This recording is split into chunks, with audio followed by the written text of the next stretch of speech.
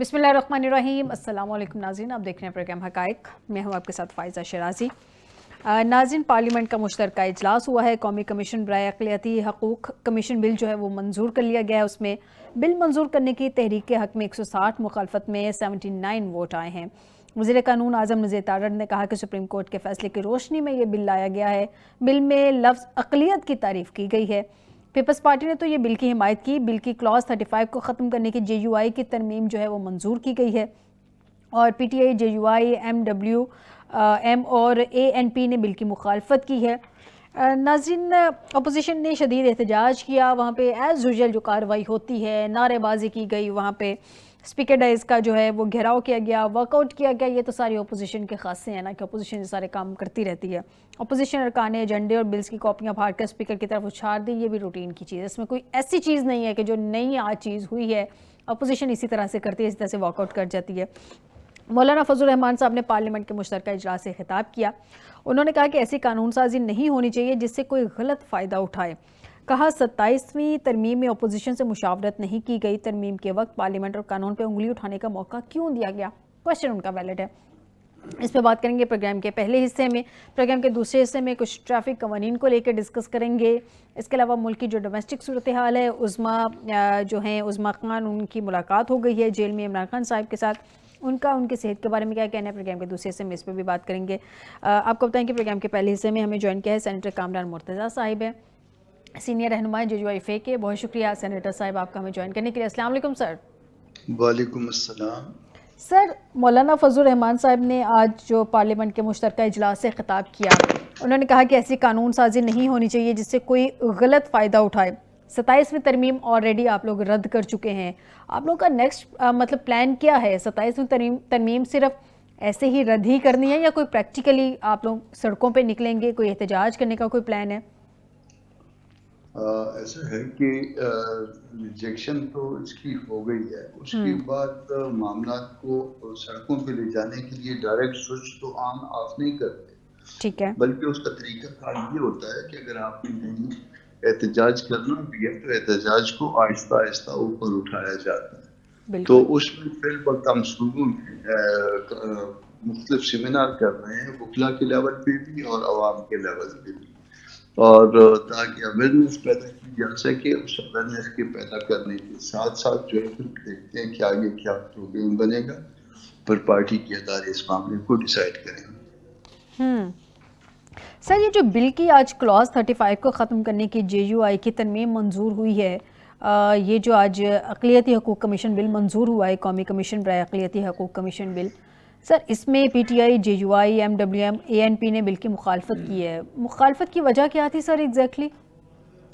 ऐसा है कि हम अक़लियतों के मुखालिफ नहीं हैं हरगिज़, वो भी हमारी तरह इंसान है। मगर आप अक़लियतों के हवाले से कोई कानून मंजूर करवाते हैं तो फिर उस कानून को बाकी कवानीन पे फौकियत दे देना ये दुरुस्त नहीं है। जब अक़लियतों के हवाले से मज़ीद और भी कानून साजी मौजूद हो और उसके साथ एक नया कानून आए और उसमें फौकियत का क्लास भी मौजूद हो, तो किसी भी वक्त उसको मिस इंटरप्रेट किया जा सकता है। अदालतों में ये कहा जा सकता है कि अब ये कानून परवेल करेगा, तो वो परवेल करने की जो बात है वो नहीं। वो कानून अपनी जगह पे है जो पहले माजी में है, और ये कानून अपनी जगह पे है। इसके साथ साथ एक जगह पे 100 वोटों का इख्तियार कमीशन को दिया गया, तो वो हुकूमत की कौल फेल का तजाद सामने आ रहा था। अदालतों का ये इख्तियार, अदालतों से ये इख्तियार तो वापस लिया गया, मगर कमीशन को ये इख्तियार देने की बात की जा रही थी। हमने कहा ये क्या जो है ना तजाद है, तो उस तजाद को भी ख़त्म किया गया और इसके साथ साथ ये फौकियत वाला, ये फाइट करने वाला क्लास जो है उसको भी ओमिट किया गया। सेनेटर साहब, हमने देखा है पिछले दिनों काफ़ी ख़बरें गर्दिश कर रही थी कि महमूद खान अचकज़ई को हटाकर मौलाना फजल रहमान साहब को अपोजिशन इत्तेहाद का सरबराह बनाए जाने का इम्कान है। کافی زیادہ اس پہ ڈسکشن بھی چل رہی تھی.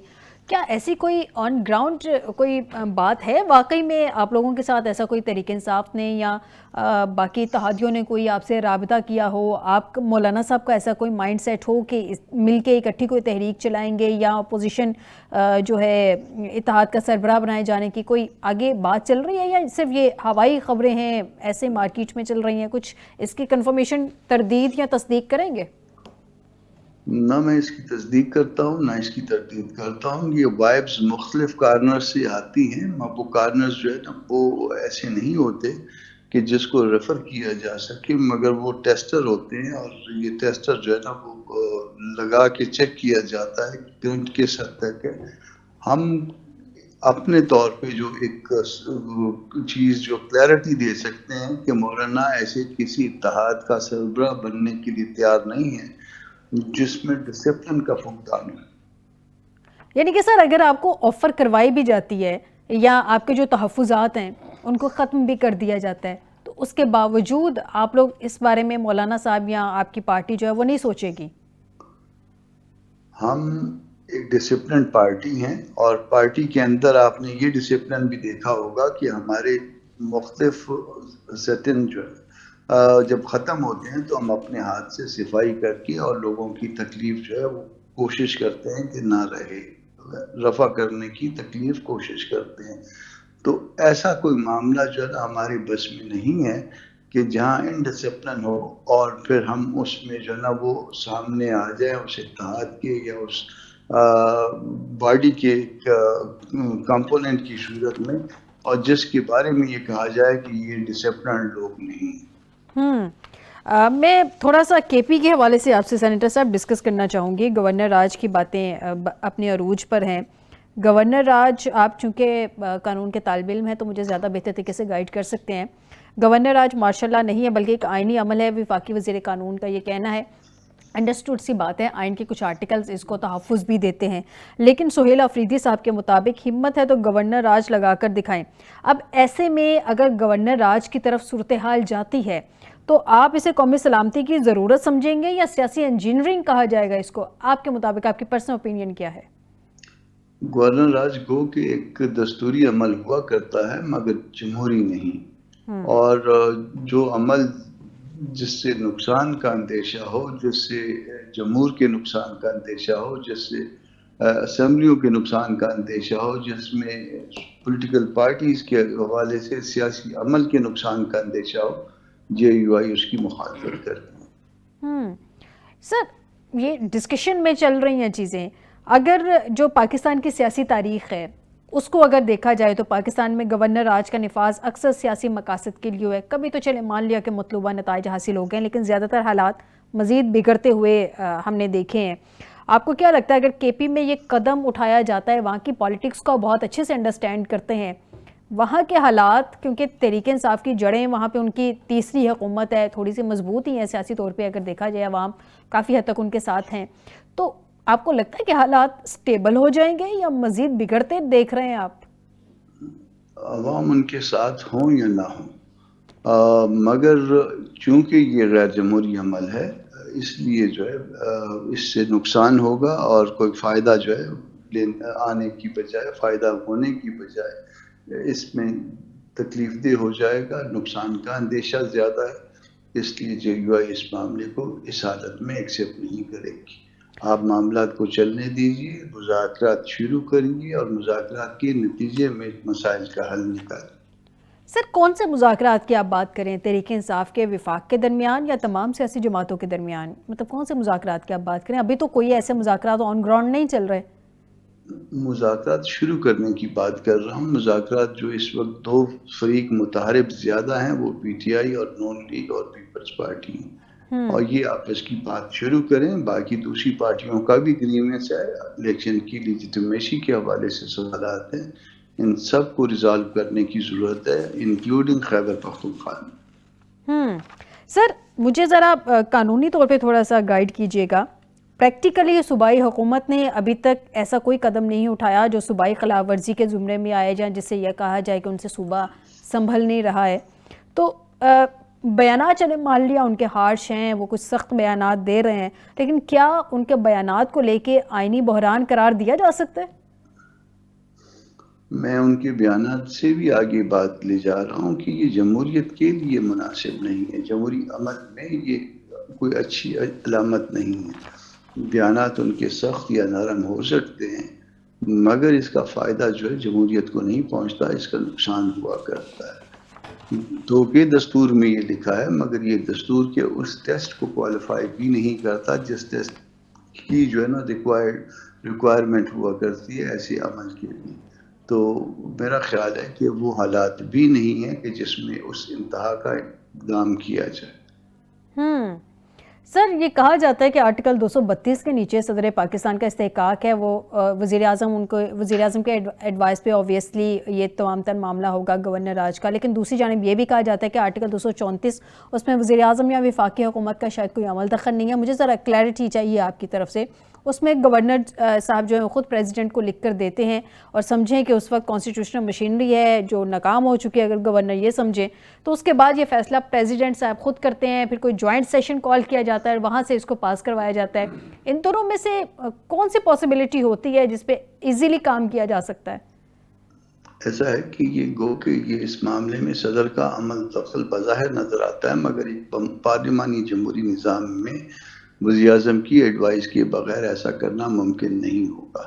اور اس 232 کو اگر آپ پڑھیں گے تو اس کے ساتھ 234 بھی دیکھنا پڑے گا، چیز کو لمٹس کے اندر وہ کرنا پڑے گا۔ آخر وہ وقت وہ مدت بھی تو پوری ہو جائے گی، پھر دین اس کے بعد کیا کریں گے؟ تو اس طرح سے اسمبلیاں ڈیزالو نہیں ہوا کرتی۔ آپ ٹائم گین کر سکتے ہیں چند ماہ کا مگر اس طرح سے جو ہے وہ آپ اسمبلیوں کے اوپر جو ہے نا وہ اپنا قابو نہیں پا سکتے۔ وزیر اعظم چاہے یا نہ چاہے، صدر چاہے یا نہ چاہے، گورنر لکھے یا نہ لکھے، تو جو ایک قانون کی جو ایک دستور کی منشا ہے اس کو پورا کریے۔ اور اگر لیجیٹیمیسی کا معاملہ ہے تو لیجیٹیمیسی پورے ملک نہیں ہے، اور اگر اس کو ایک منٹ کے لیے بھول جائیں تو پھر سارا سسٹم اسی طرح سے چل رہا ہے، باقی سسٹم کو بھی چلنے دیجیے۔ جس دن لیجیٹیمیسی کے حوالے سے سوالات جو ہے ریزالو کرنے کی بات ہوگی تو اس میں خیبر پختونخوا کا صوبہ بھی شامل ہوگا۔ یعنی کہ سر آپ یہ کہہ رہے ہیں کہ گورنر رول کے لیے پرائم منسٹر کی طرف سے ایڈوائس ضروری ہے۔ یہ جو کہا جاتا ہے کہ پریزیڈنٹ صاحب ہیں وہ خود بھی یہ قدم اٹھا سکتے ہیں، اس کو جوائنٹ سیٹنگ میں پیش کرنا ہوگا، جوائنٹ سیٹنگ سے اپروول لینا ہوگی، یہ ایک بات کا پروسیس ہے۔ انیشیٹ یہاں سے ہوگا کہ پرائم منسٹر اس کی جو ہے وہ ایڈوائس پریزیڈنٹ کو بھیجے، گورنر سے معاملہ شروع ہوگا اور پھر ایڈوائس جو ہے نا پرائم منسٹر جو ہے نا وہ کہیں نہ کہیں پہ آئے گی۔ پرائم منسٹر کو بائی پاس نہیں کیا جا سکتا پارلیمانی جمہوری نظام کے اندر۔ لیکن سر 18ویں ترمیم کے بعد صوبوں کو بااختیار بنا دیا گیا ہے، اس سے کہا جا رہا ہے کہ کچھ قانونی ہرڈلز بھی آ سکتی ہیں، کیونکہ جب سے 18ویں ترمیم آئی ہے اس کے بعد سے بلوچستان میں ایک گورنر رول لگا، باقی کسی صوبے میں ایسا کچھ ہوا نہیں ہے، تو اس میں کیا ہرڈلز آ سکتی ہیں قانونی؟ اس میں قانونی ہرڈلز جو ہے نا وہ تو واپس اسمبلی کو تو آپ کو ریسٹور کرنا پڑے گا نا۔ آپ ایک مدت کے لیے فرض کر لیجئے کہ آپ نے اگر اس کو جو نا کیری بھی کروا لیا تو یہ ٹائم باؤنڈیڈ ہے، ٹائم تو وہ ختم ہو جائے گا۔ جس دن ٹائم ختم ہو جائے گا تو پھر اسمبلی اپنا کردار ادا کرے گی۔ پھر اس کے بعد کیا کریں گے آپ؟ کیا اس کے بعد مسلسل جو نا آپ جو نا وقفے کے ساتھ یہ کام کرتے رہیں گے؟ تو یہ مسئلے کا حل نہیں ہے۔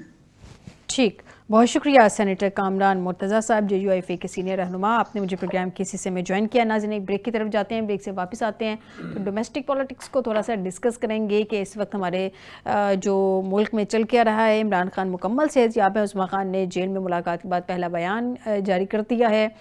کچھ کل اطلاعات تھیں ہم تک کل شام کو کہ عثمان خان کو اور ایک اس وقت نام سامنے آ رہا تھا بیرسٹر علی ظفر کا، کہ علی ظفر صاحب کو کہا گیا ہے اور عثمان خان کو کہا گیا کہ ان دو کی ملاقات کروا دیتے ہیں، باقی دو بہنوں کی ملاقات نہیں کروانی، معاملہ تھوڑے سیٹل ہو جائیں گے۔